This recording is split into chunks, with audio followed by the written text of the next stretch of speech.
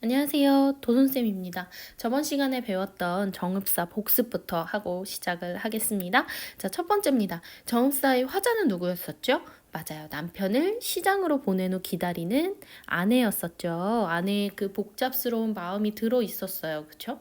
두 번째, 현전하는 유일한 백제가요였습니다. 현전한다는 말은 현재까지 전하는 이란 뜻이에요. 백제가요지만 어떻게? 3번 고려가요로까지 계속 불렸죠. 그 다음 아으다롱들이 기억나시죠? 여음구, 조음구가 있었습니다. 다섯 번째, 달님에게 남편의 무사 귀환을 기원하면서 우리 님이 가시는 곳을 비춰주세요 라고 빌었던 그런 내용으로 이루어져 있었죠. 네, 오늘 배울 원앙생가는요, 바로 향가입니다. 향가는 신라 때 불러졌던 노래고요. 우리 향찰로 표기했다고 말씀을 드렸고, 또 하나 뭐 있었죠? 불교적 성격을 많이 가지고 있다라고 말씀을 드렸어요. 오늘은 원앙생가 본문을 하기 전에 관련된 설화부터 할 거예요. 이 설화에는 정말 막장 드라마가 숨어 있거든요. 그래서 재미로 보시면 되겠습니다. 자, 신라 문무왕 때 광덕과 엄장이라는 사람이 있었어요. 이 두 사람은 정말 찐친이었습니다. 완전 친한 친구였어요. 그런데 평소에 먼저 극락에 가게 되는 사람이 알려주기로 약속을 했어요. 극락이 뭔가요? 네, 불교에서 말하는 가장 이상적인 공간이죠. 어느 날 엄장의 꿈에 광덕이 나왔어요. 그래서 나는 지금 극락으로 가니 그대는 잘 있다가 나를 따라오라 그러면서 꿈을 깼다고 합니다. 그래서 놀래가지고 광덕의 집에 막 가보니까 광덕은 죽어 있었고 아내가 있었다고 해요. 여기서 이제 막장 드라마가 나오는 거예요. 엄장이 광덕의 아내한테 함께 살자고 했대요. 그랬더니 아내가 엄장을 막 꾸짖으면서 광덕이 10년 동안 자신하고 살면서도 한 번도 동침하지 않고 돌을 닦았다고 했다고 합니다. 그래서 엄장은 그 말을 듣고 충격을 받아서요. 깊이 뉘우치고 돌을 닦아서 마침내 광덕을 따라서 서방정토. 서방정토는 극락하고 같은 거예요, 여러분. 극락으로 가게 되었다고 합니다. 약간 막장 드라마지만 오늘날 드라마와 전혀 견주었을 때 뒤지지 않는 그런 배경설화죠. 자, 그럼 본문으로 가도록 할게요. 원앙생가입니다. 그래서 이 원앙생가는 그 광덕이 돌을 닦았을 때 부른 노래가 아니었을까라고 우리가 추측해보는 그런 노래입니다. 네, 향가는 우리 옆에 이렇게 한자로 표기를 하다 보니까요. 여러분 문제에서는 늘 이렇게 해석본을 준다고 말씀을 드렸어요. 그런데 이 해석본은 해석하는 사람에 따라서 조금씩 뉘앙스가 바뀝니다. 그래서 그거를 감안하면서 보셔야 해요. 그래서 첫 번째로 볼게요. 달이 어째서 서방까지 가시겠습니까? 우리 이 어째서가요. 이제라고 해석이 되는 경우도 있고요. 서방까지 가십니까? 라고 해석이 되는 경우도 있습니다. 결론은 뭐냐면 이 달이요. 서방까지 가시는 존재인 거예요. 이 달은. 그 말이에요. 달님한테 말을 거는 거죠. 그래서 이 어째서 서방까지 가시겠습니까? 그러면 현대국어로 해석하면 좀 그렇잖아요. 왜 가십니까? 이런 느낌이 나는데 그게 아니라 이제 거기 가십니까? 라고 물어보는 거고요. 여기서 서방은요. 우리가 계속 말하는 극락입니다. 그래서 달은 어떻게 되는 거죠? 네, 극락까지 가는 존재다라고 생각하시면 되겠습니다. 자, 극락까지 가서 달님이 뭐 할 거냐면요. 무량수불 앞에 그랬는데 이 무량수불은 뭐 불교 용어로 해석하면 되게 여러 가지 이제 그 부처의 종류가 있는데 그냥 부처라고 표현을 할게요.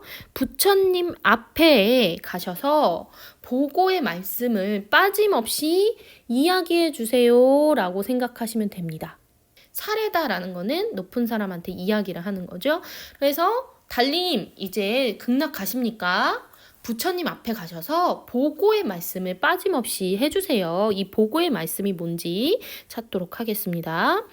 서원 깊으신 부처님을 우러러 바라보며 라고 되어 있습니다. 서원은 뭐 다짐이 깊으신 부처님. 그러니까 부처님을 좀 높이는 거예요. 두 손을 곧게 모으고 절에 가시면 합장하죠. 이렇게 손을 모으고 원앙생 그리는 이가 있다고 사례소서.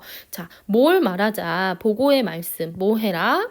두 손을 곧게 모으고 원앙생. 이 원앙생이 무슨 뜻이냐면 왕생이 극락세계에 있는 거예요. 그러니까 빌다라는 뜻입니다. 그래서 극락세계에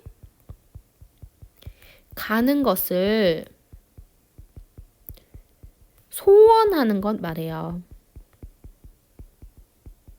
그래서 극락세계에 가는 것을 소원하는 그리는 이가 있다고 말씀해 주세요. 그러면 보고의 말씀 뭔지 느낌 오시죠? 네, 두 손을 곧게 모아서 원앙생 그리는 이 있다고 말씀해 주세요. 요 이야기를 해 주십시오. 이 얘기죠. 여기서 그리는 이는 누굴까요, 여러분? 그렇죠. 광덕이죠. 그 다음 아라고 되어 있습니다. 자, 이 아는 짚고 넘어갈게요. 향가 중에서 4줄짜리가 있고 점차적으로 8줄짜리가 나오고 그 다음에 10줄짜리로 바뀌어요. 그래서 그 10줄짜리를 19채 향가라고 하거든요. 19채 향가는 이렇게 9번째 줄 아와 같은 감탄사가 있어요. 감탄사. 그래서 19채 향가가 뭐지? 라고 생각이 들 때는 이 감탄사가 힌트예요. 19채 향가의 특징입니다. 자, 이 몸 남겨두고 여기서 이 몸은 누굴까요, 여러분? 네, 마찬가지로 광덕이 되겠죠. 광덕 나를 남겨두고 48대원 이루실까? 48대원이 뭐냐면 이 부처님이 중생을 구하기 위해서 48가지 소원을 가지고 있었다고 해요. 그거를 이루실까? 그 얘기니까 역으로 말하면 부처님 나 없이 그 48대원 못 이루실걸요? 약간 애교 있게. 그래서 내가 가서 함께 48대원을 이루겠다라는 일종의 다짐으로 보시면 되겠습니다. 자, 이해가 되실까요? 그러면 우리 좀 나눠볼게요. 우리 19채 향가는요, 보통 기, 서, 결이라는 3가지의 부분으로 나눠요. 내용에 따라서 나누거든요. 이 원앙생가는 어떻게 나눠지냐면요, 우리 4번째 구, 4구까지가 기예요. 기. 여기서는 무슨 내용을 하고 있습니까? 맞아요. 달님에게 부탁하고 있습니다. 무슨 부탁을 하고 있죠? 무량숲을 전해 가서 얘기 좀 해주세요 라고 얘기를 하고요. 그 다음에 5구부터 이렇게 8구까지 여기를 서로 잡습니다. 그래서 여기서는 정말 그 광덕의 소망이라고 볼 수 있죠. 그 다음 마지막 2줄 결. 여기서는 조금 더 강조를 하고 있는 거죠. 소망을 약간 강조하고 있습니다. 그래서요, 우리 원앙생가는요, 사실 저저번 시간에 배웠던 구지가하고 같이 문제에 나온 적이 있어요. 구지가처럼 이 원앙생가도 어떤 특징을 가지고 있냐면 구지가처럼 기원하는 내용을 담고 있다는 거 하고요. 정읍사하고 닮은 점도 좀 있죠. 달님에게 빌고 있습니다. 달이라는 대상에게 약간 자신의 원하는 바를 기원하고 있다는 점이 정읍사하고도 닮아 있어요. 네, 그럼 오늘 배운 원앙생가 정리 한번 해보도록 하겠습니다. 첫 번째, 화자가 누구였죠? 네, 광덕이었습니다. 광덕의 목적은 오로지 한 가지, 극락세계에 가고 싶었죠? 자, 신라 19채 향가다라고 말씀을 드렸고, 구구에 아으 이런 식으로 감탄사 있는 거를 우리 뭐라고 하냐면요, 낙구라고 불러요. 그래서 요거 알아두시고요.